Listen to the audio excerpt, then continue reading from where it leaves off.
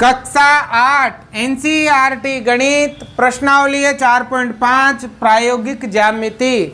आज की क्लास में इस प्रश्नावली के सवाल नंबर 1 से शुरू करेंगे, तो आपको ये ध्यान पूर्वक समझने हैं, बहुत ही आसान है। तो देखो क्या लिखा है, निम्नलिखित की रचना कीजिए। देखो सवाल नंबर 1, सभी में हमें रचना करनी है। एक वर्ग READ जिसमें RE बराबर 5.1 सेंटीमीटर है, यहाँ पर हमें वर्ग की रचना करनी है। कोई सी भी आकृति हो उसकी आपको रचना करनी है, तो सबसे पहले आपको उसका कच्चा चित्र बनाना है और उसी कच्चे चित्र को ध्यान में रखते हुए हम क्या करेंगे, उसकी रचना करेंगे। तो सबसे पहले हम यहाँ भी क्या करेंगे, एक वर्ग का कच्चा चित्र बना लेंगे। वर्ग से आप लोग बड़ी बात ही परिचित हो कि वर्ग क्या होता है, जिसकी चारों भुजाएं बराबर और प्रत्येक कोण 90 डिग्री का हो, क्या कहलाता है, वर्ग कहलाता है। तो देखो ये वर्ग है, इसकी चारों भुजाएं बराबर होती है और प्रत्येक जो कोण है वो 90 डिग्री का होता है, ठीक है ना। अब देखो वर्ग का नाम क्या है, READ। मैंने पहले बताया हुआ है कि नाम आप कहीं से भी लिख सकते हो, ठीक है ना।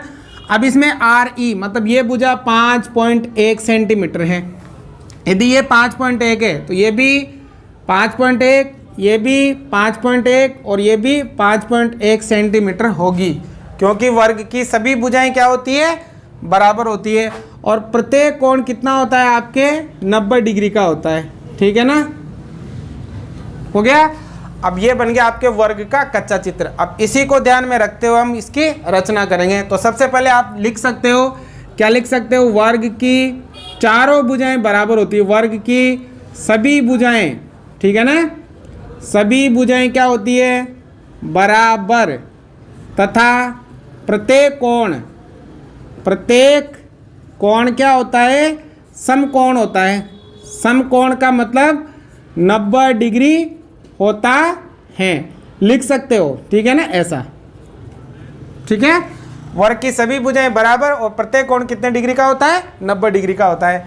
अब देखो हम क्या करेंगे, आप इनमें से सबसे पहले कोई सी भी भुजा बना सकते हो। तो हम पैमाना लेंगे और सबसे पहले ये भुजा बना लेते हैं। RE कितनी है, 5.1। हम क्या करेंगे, सबसे पहले हम एक रेखाखंड खींचेंगे, कितना, 5.1 सेंटीमीटर का, ठीक है ना।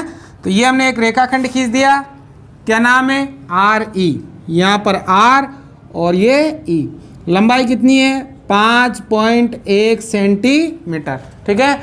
अब देखो R पर 90 डिग्री का कोण और E पर भी 90 डिग्री कोण, मतलब यहाँ भी 90 डिग्री कोण बनेगा और यहाँ भी 90 डिग्री कोण बनेगा। तो आप 90 डिग्री का कोण प्रकार की सहायता से बनाओगे, ठीक है। तो कैसे बनाएंगे, देखो ध्यान से समझ लेना। प्रकार में कोई सा भी माप आपको रख लेना है, ठीक है, जो आपको अच्छा लगे वो, ये रख लिया मैंने। और हम क्या करेंगे, हम इसको रखेंगे R पॉइंट पर, ठीक है, यहाँ पर, यहाँ रख लिया और यहाँ से हम एक चाप लगा देंगे ऐसे, ठीक है, लगा दिया। अब इसको इसी नाप को रखेंगे और यहाँ रखेंगे और यहाँ से जब हम इधर पहली बार काटेंगे यहाँ पर, तो 60 डिग्री का कोण बनेगा और यहाँ से 60 से हम यहाँ काटेंगे तो यहाँ पर बनेगा 120 डिग्री का कोण। पहले यहाँ से काटा 60 का, फिर 60 से काटा 120 का, अब हमें 90 का बनाना है। हम क्या करेंगे, यहाँ रखेंगे प्रकार को 120 पर, एक बार इधर लगाएंगे और यहाँ पर रखेंगे 60 पर, और एक बार यहाँ से इधर लगाएंगे, एक बार 120 से और एक बार 60 से। जहाँ पर ये दोनों चाप कटेंगे वहाँ पर बनेगा आपके 90 डिग्री का कोण। तो हम क्या करेंगे, इसे मिला देंगे, तो ये बन गया आपके 90 डिग्री का कोण, ठीक है ना, हो गया। अब यहाँ पर 90 का बनाया तो E पर भी आपको कितने का बनाना है, 90 का। तो वहाँ पर भी आप 90 का प्रकार की सहायता से कैसे बनाते हैं बताया मैंने, फिर भी ध्यान दो, यहाँ रखना है प्रकार, कोई सा भी नाप लेना है और इस प्रकार से आपको एक चाप लगाना है, ठीक है ना, यहाँ से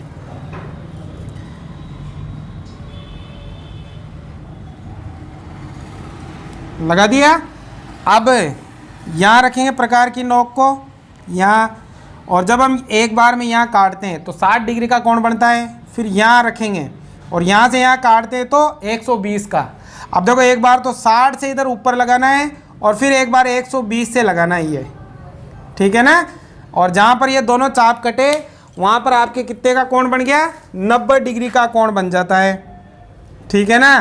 ये बन गया आपके 90 डिग्री का कोण, हो गया। तो देखो यहाँ भी बन गया 90 का और यहाँ भी बन गया 90 का। अब देखो आर से ये डी वाला जो बिंदु है ऊपर इस लाइन पे आएगा और इस पे कितना दूर है 5.1, और ई से जो ये ए वाला बिंदु है ये भी कितना दूर है 5.1। मतलब यहाँ से भी हम 5.1 का चाप काटेंगे और यहाँ से भी 5.1 का चाप काटेंगे। तो कैसे देखो प्रकार लेंगे और इसमें कितने का चाप बनेंगे 5.1 का चाप बनेंगे। मतलब ये वाली लाइन 5.1 ही थी ना आपके, ये 5.1 का चाप हमने भर लिया है। अब इसको हम क्या करेंगे 5.1 के चाप को क्या करेंगे यहाँ रखेंगे, ठीक है, रख लिया, रख लिया। अब 5.1 का यहाँ लगाएंगे और फिर यहाँ से भी 5.1 का यहाँ लगाएंगे। जहाँ पर ये दोनों चाप कटेंगे, ठीक है ना, वहाँ पर आपका कौन सा पॉइंट, देखो इधर आर वाली लाइन पे तो आएगा डी और ई वाली लाइन पर आएगा आपके ए, ठीक है। अब जो ये ऊपर जा रही है लाइन है इनको हम मिटा देंगे ऐसे, ठीक है, और डी को क्या करेंगे ऐसे मिला देंगे, डी को क्या करेंगे ऐसे मिला देंगे ऐसे, ठीक है, मिला दिया।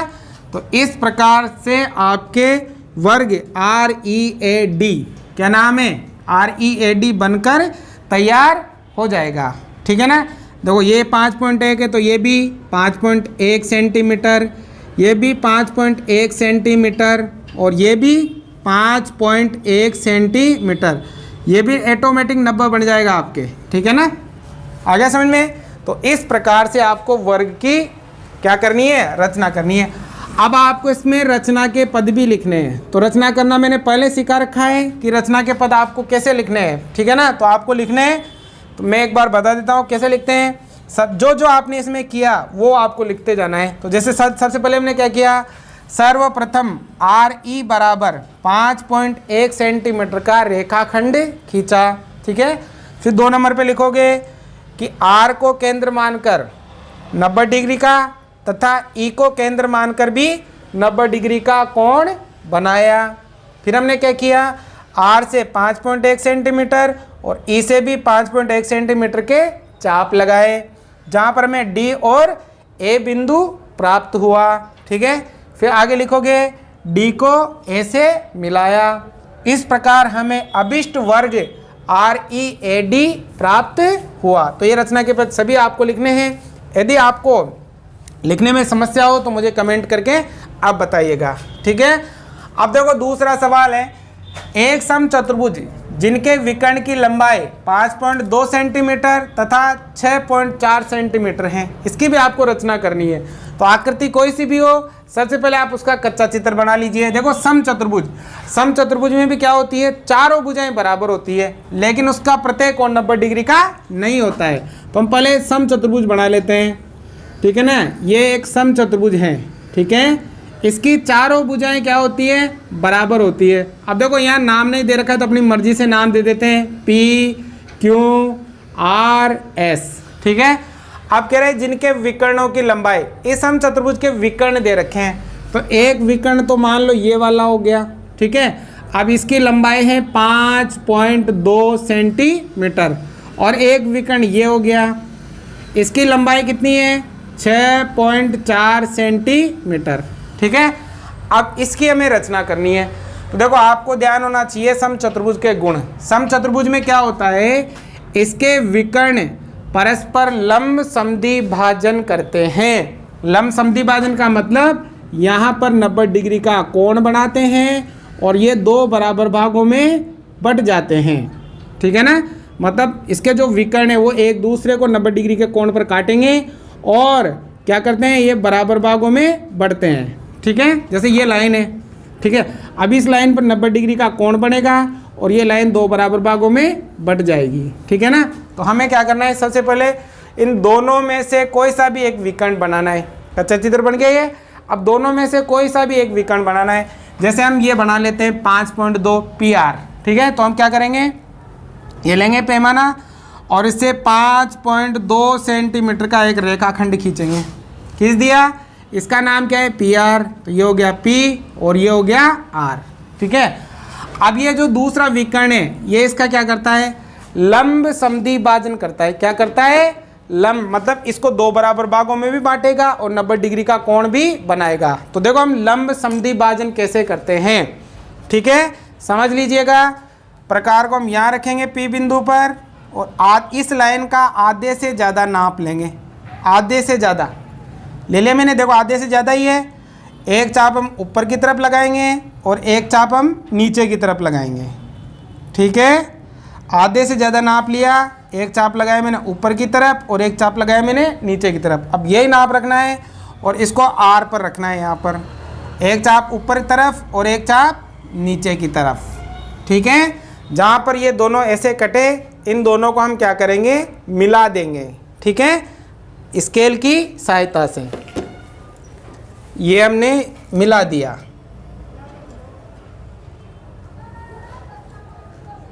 ठीक है, मिला दिया। तो यहाँ पर देखो 90 डिग्री का कोण भी बन गया और ये वाली लाइन दो बराबर भागों में भी बट गई, मतलब इस लाइन का क्या हो गया? लंब समद्वि भाजन, ठीक है। अब देखो ये वाली जो लाइन थी वो कितनी थी? 6.4। अब ये 6.4 थी, देखो ये वाली तो 5.2, अब ये कितनी? 6.4। अब इस लाइन का भी क्या होगा? लंब समद्वि भाजन होगा, मतलब ये भी दो बराबर भागों में बटेगी। तो देखो 6.4 को दो भागों में बांट दो, दो का भाग दे दो। तो देखो 3 एकम 3 दूनी 6 और 2 दूनी 4, 3.2। तो यहाँ से 3.2 ऊपर और यहाँ से 3.2 नीचे, बराबर होगी ना, ये दोनों इससे बराबर होंगे। हमें क्या करना है? 3.2 का चाप ऊपर लगाना है और 3.2 का चाप नीचे लगाना है। तो हम क्या करेंगे? प्रकार लेंगे और इसमें 3.2 सेंटीमीटर का चाप भरेंगे, ठीक है। ये मैंने 3.2 सेंटीमीटर का चाप भर लिया। एक चाप ऊपर की तरफ लगाएंगे और एक चाप नीचे की तरफ लगाएंगे, ठीक है। जहाँ पर ये चाप लगेंगे वहाँ पर आपके दोनों बिंदु आ जाएंगे। कौन कौन सा? एक तो यहाँ तो S आ जाएगा और यहाँ Q आ जाएगा, ठीक है।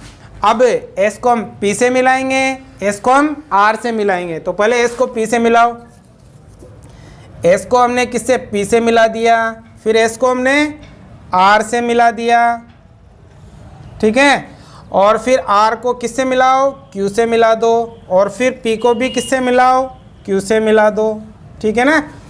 इस प्रकार से आपका समचतुर्भुज PQRS बनकर तैयार हो जाता है। अब इसके माप लिख सकते हो, जैसे ये वाली लाइन कितनी थी? 5.2 सेंटीमीटर, ये कितनी थी? 6.4 सेंटीमीटर।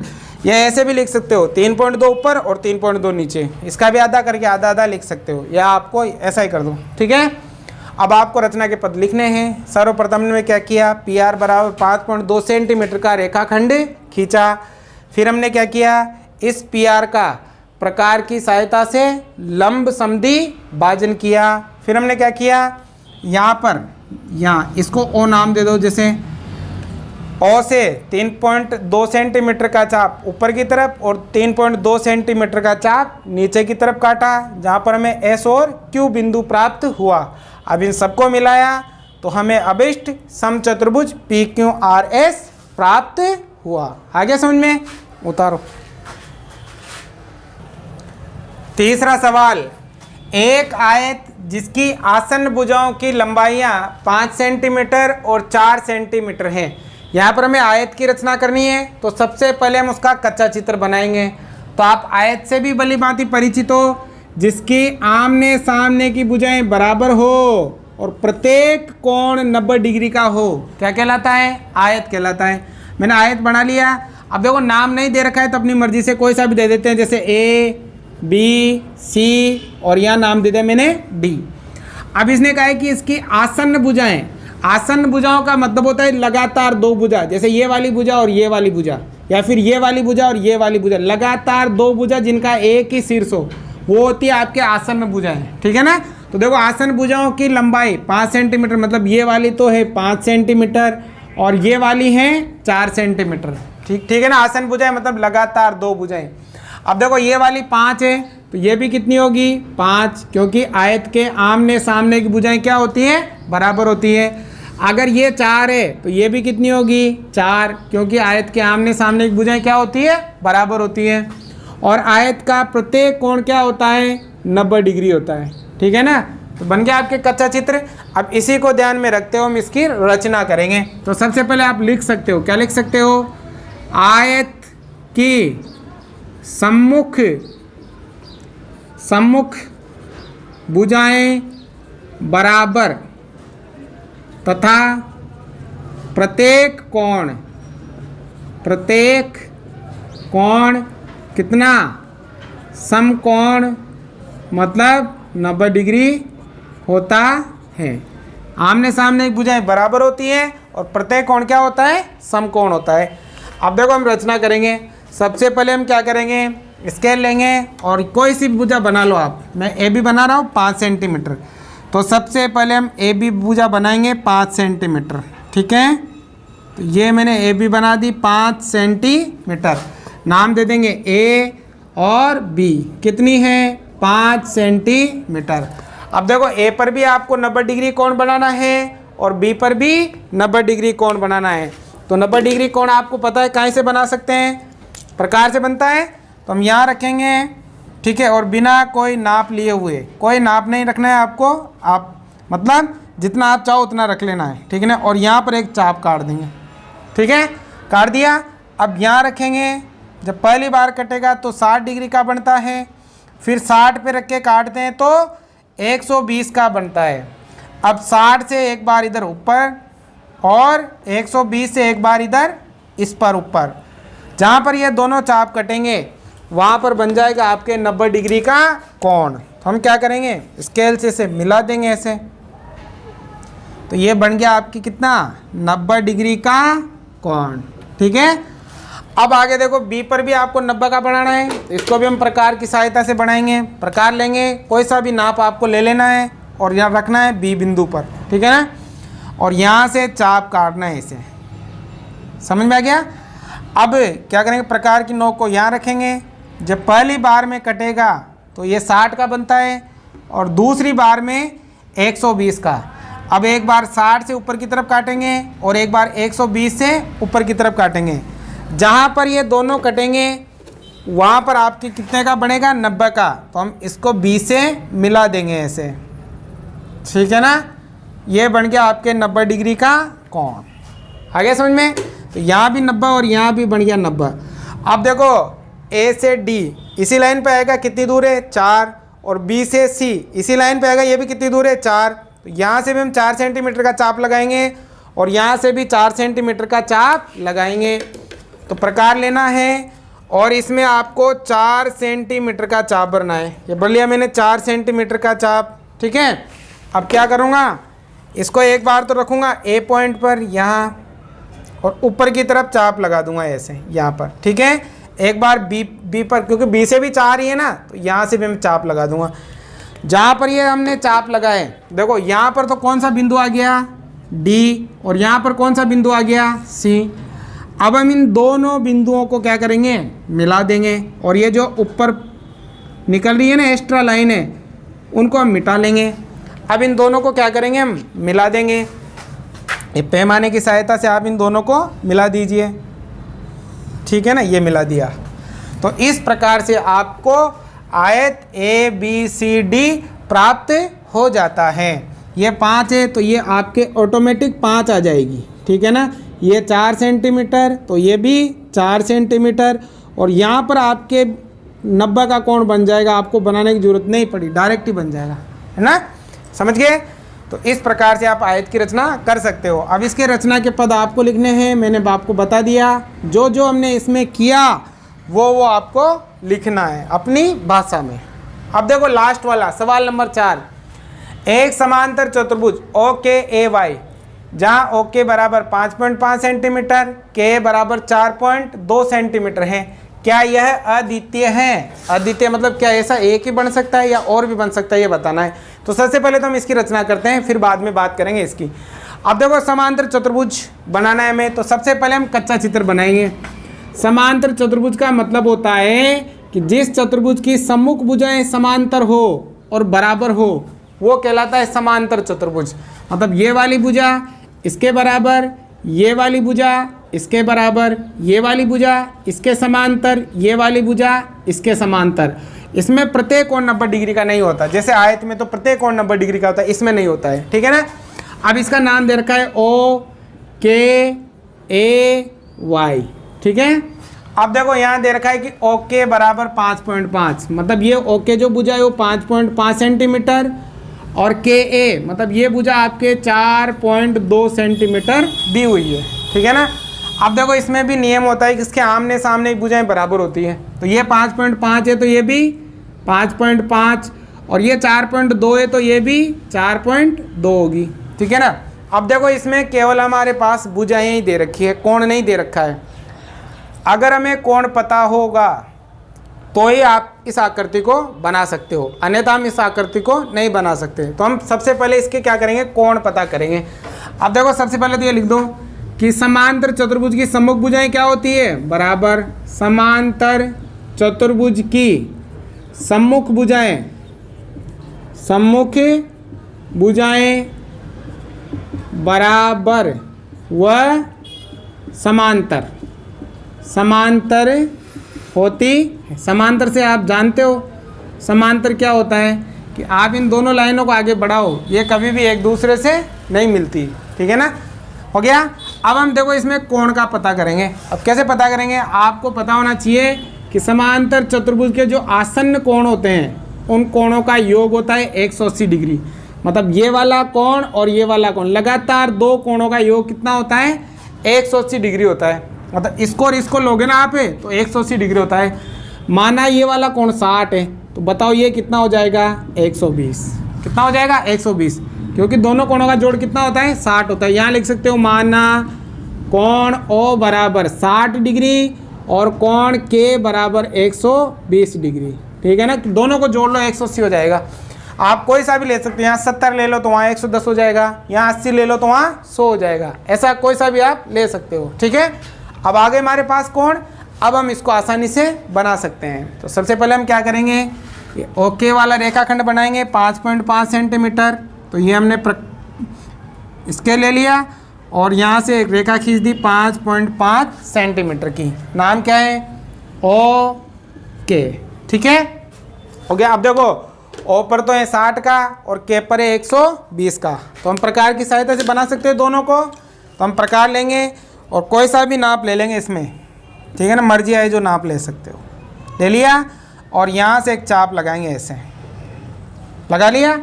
अब यहाँ रखेंगे, जब पहली बार में यहाँ लगाएंगे तो आपके कितने का कोण बन जाएगा, 60 डिग्री का कोण बन जाएगा, ठीक है ना। तो अब हम क्या करेंगे, इसको ऐसे मिला देंगे 60 डिग्री के कोण पर, ठीक है ना, ऐसे मिला दिया। यहाँ बन गया आपके 60 डिग्री का कोण। अब देखो के पर बनाना है 120 डिग्री का कोण, तो 120 डिग्री कोण बनाएंगे। तो वही प्रकार लेना है, कोई सा भी नाप आप ले सकते हो। और यहाँ से भी एक चाप काट देना है, काट दिया। अब हम यहाँ रखेंगे, जब पहली बार में काटेंगे तो 60 का, और 60 पर रखकर काटेंगे तो 120 का, 120 का ही बनाना है। अब हम इसको भी मिला देंगे, तो मिला दीजिए,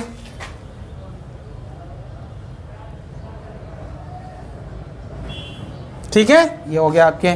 तो यहाँ कितना कोण बन गया, 120 डिग्री का। अब देखो ये वाला जो है वो कितना है, 5.5 सेंटीमीटर, ठीक है।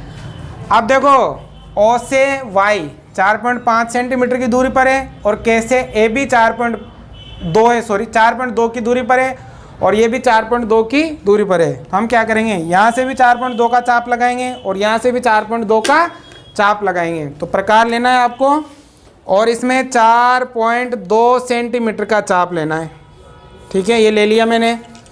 और इसको कहाँ रखेंगे, इसको हम यहाँ रखेंगे O पर और यहाँ लगाएंगे, और फिर इसको K पर रखेंगे और यहाँ लगाएंगे, ठीक है। जहाँ पर ये दोनों चाप लगे वहाँ पर आपके कौन से बिंदु आ गए, बताओ कौन से बिंदु, यहाँ कौन सा बिंदु आया, यहाँ तो आ गया आपके Y, और वहाँ कौन सा बिंदु आया, वहाँ आ गया आपके A। ऊपर वाले जो ये लाइन है इनको हम क्या करेंगे, ऐसे मिटा देंगे और इन दोनों को मिला देंगे। मिला दीजिए, ये इन दोनों को हमने मिला दिया, ठीक है ना।